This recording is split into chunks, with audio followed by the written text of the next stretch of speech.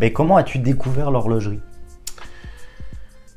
Alors bon, je sais que j'ai eu une montre quand j'étais très jeune, que je kiffais de ouf. Elle était bleue. Bah, c'était quoi comme une montre? Non, une montre, tu vois, une montre de caméra, tu vois. Ok. Mais genre un truc à 50 balles, mais tu vois, genre ma mère, elle me l'avait offerte et tu vois, je sais pas pourquoi, ça m'avait... Tu vois, j'en prenais soin, je la kiffais. Et je sais pas où elle a cette montre aujourd'hui. Il faudrait que je demande à ma mère, peut-être qu'elle l'a toujours. Ouais, une petite montre. Et c'était ça ma première montre. Et ensuite, il y a une montre qui m'a marqué, c'est la montre que j'ai au poignet. C'est pas une montre, c'est une belle Rolex, mais tu vois, c'est pas un modèle qui est spécialement rare ou particulier. Mais c'est la montre que je porte toujours le plus aujourd'hui. Bon, déjà parce qu'elle est très confortable, elle va avec pas mal de tenues, etc. Mais aussi parce qu'elle a une histoire qui me fait un truc.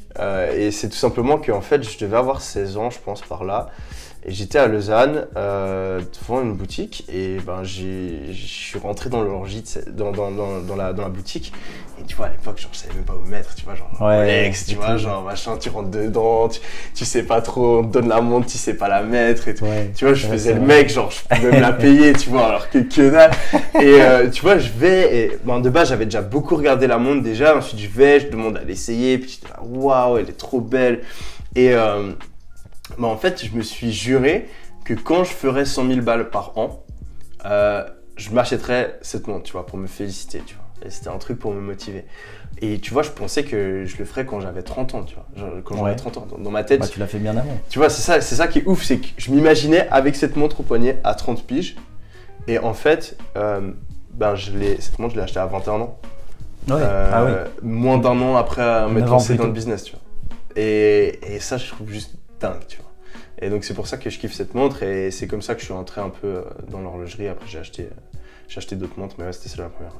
T'as ramené aussi une autre montre, qui est une autre marque Piguet, qui est une Frosted. Et celle-là, tu l'as depuis combien de temps? Celle-là, je l'ai depuis un peu plus de 2 ans. Un peu plus de 2 ans, ok.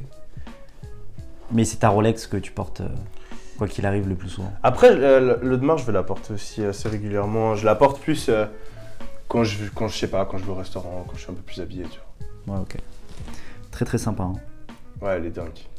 Mais tu te l'as acheté pour une occasion particulière? C'était pour mon anniversaire de mes 24 ans, je pense. Et ouais, après, elle a une signification un petit peu différente. Tu vois, cette montre, pour moi, c'était la montre de l'indépendance financière, tu vois. Genre la montre de je peux gérer mes dépenses moi-même. Je gagne bien ma vie, tu vois, je gagne 100 000 euros par an, etc. Et cette montre, pour moi, c'est plus la montre de la liberté financière, dans le sens où je me suis acheté cette montre pour célébrer le fait que si je veux, je peux arrêter de travailler jusqu'à la fin de ma vie et vivre la vie que j'ai envie de vivre, tu vois. Ouais. Donc j'ai assez d'argent investi pour avoir le mode de vie que j'ai envie d'avoir.